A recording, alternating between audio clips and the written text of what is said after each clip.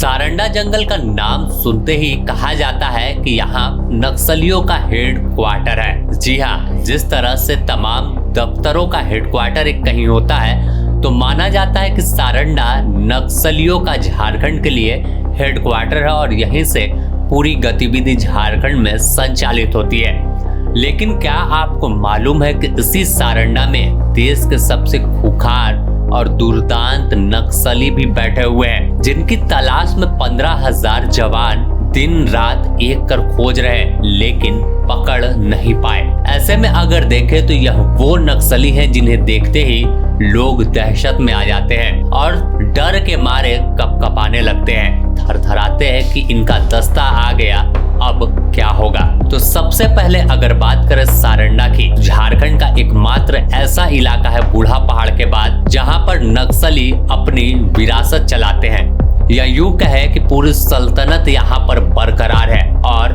कैसे यहाँ तमाम शीर्ष माओवादी जो पोलित ब्यूरो मेंबर हैं, सेंट्रल कमेटी के सदस्य हैं, वो इसी जंगल में बैठकर तमाम रणनीति को तय करते हैं। ये वो दुर्दांत नक्सली हैं जिनकी तलाश सिर्फ झारखंड नहीं, अन्य कई आसपास के राज्यों की पुलिस भी कर रही है। और इनाम की राशि सुनेंगे तो आप चौंक जाएंगे। झारखंड में 1 करोड़ का इनाम इस नक्सली पे है। तो चलिए आपको बताते हैं कि आखिर कौन है वो दुर्दांत नक्सली।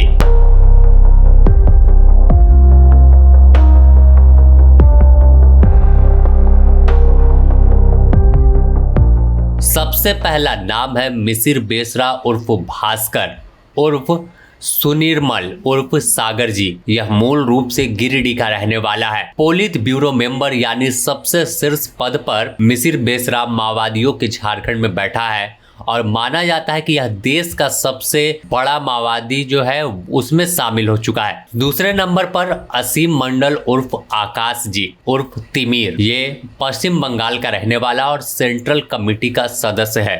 एनलदा उर्फ तूफान उर्फ पतिराम मांझी उर्फ पतिराम मरांडी उर्फ रमेश, ये भी गिरिडीह का रहने वाला है और ये तीनों पर 1-1 करोड़ रुपए का इनाम है। तो इन नक्सलियों का नाम सुनते ही इलाके में दहशत और खौफ का माहौल बनता है। जो लोकल पुलिस है वो भी इनकी तलाश में अकेले कभी जंगल की ओर नहीं भटकती है। जब भी बिना सेंट्रल रिजर्व फोर्स यानी सीआरपीएफ को लिए बिना कोई अभियान शुरू नहीं होता, क्योंकि इनके दस्ते में करीब 20 से 25 जो है वो कैडर शामिल रहते हैं, जिनके पास AK-47, इंसास, AK-56 और हैंड ग्रेनेड और तमाम कई ऐसे हथियार हैं जिसे एक बार चलाने से बड़ी वारदात को अंजाम यह दे देते हैं। इनका ठिकाना सारंडा में है और सारंडा का जब आप मैप देखें तो टोटो का इलाका हो, जराई का इलाका हो या फिर जो सारंडा जंगल है उसमें पूरी ओर भ्रमण करते हैं, टोटो थाना क्षेत्र हो,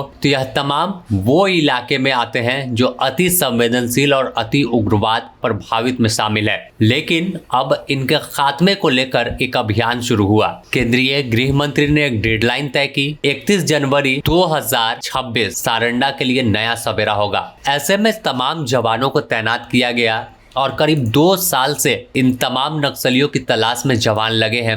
इसके बावजूद आज तक ना तो इनकी तस्वीर सामने आ पाई है नई और ना ही कोई पता लगा। हर बार मुठभेड़ होती है, छोटे कैडर के नक्सली जो है वो मारे जाते हैं, लेकिन मिसिर बेसरा निकल कर आराम से चला जाता है। माना जाता है कि इसकी रणनीति ऐसी होती है कि इसके जाल में कोई भी फंस जाता है। जब भी इसके दस्ते के साथ मुठभेड़ हुई है, कहा गया कि बड़ी चोट नक्सलियों ने सुरक्षा बल के जवानों को दी। हालांकि कई बार मुठभेड़ में जो जवान शहीद हुए यह पता नहीं चल पाता है कि आखिर किसके दस्ते के साथ जंगल में पुलिस की भिड़ंत हुई। इसके बावजूद जो दावा तमाम जमीनी स्तर पर अगर आप सारंडा पहुंचेंगे तो वहां के लोग करते हैं कि यह इतना दुर्दांत है, इतना कुख्यात है और जो जंगल है सारंडा का, इसकी हर एक कदम से यह वाकिफ है कि कहां पर क्या है, किस एरिया में जाने पर क्या मिलेगा। और यह जंगल सबसे बड़ा एशिया में आता है। साल का पेड़ यहाँ जो है, साल का जंगल है, एशिया में सबसे बड़ा आता है। और ऐसे में इस जंगल में जो सुरक्षा बल के जवान जाते हैं उनके लिए यह जंगल बिल्कुल नया है, लेकिन इन मिसिर बेसरा, असीम मंडल और एनलदा के लिए यह जंगल घर जैसा उनका माना जाता है। और यही वजह है कि पिछले 2.5 साल से इस जंगल को ठिकाना बनाकर यह आराम से अपना सल्तनत चलाते हैं। पुलिस हेडक्वार्टर कह ले कि जिस तरह से रांची में चलता है उसी तरह से नक्सलियों का हेडक्वार्टर सारंडा बना हुआ है। कई बंकर भी बीते दिनों ध्वस्त किए गए जिसमें कैसे नक्सली रहते थे, लेकिन यह बंकर गिने चुने 12, 15, 18 थे और यह जंगल इतना घना है कि इसके अंदर जाना काफी कहे तो कठिनाइयों भरा है। और यही वजह है कि हर बार जवान उस तह तक नहीं पहुंच पाते, उस जगह तक नहीं पहुंच पाते जहां यह नक्सली मौजूद है। तो द न्यूज़ पोस्ट आपको अगली बार उस जगह के बारे में बताएगा कि आखिर मिसिर बेसरा कहां पर बैठा हुआ है।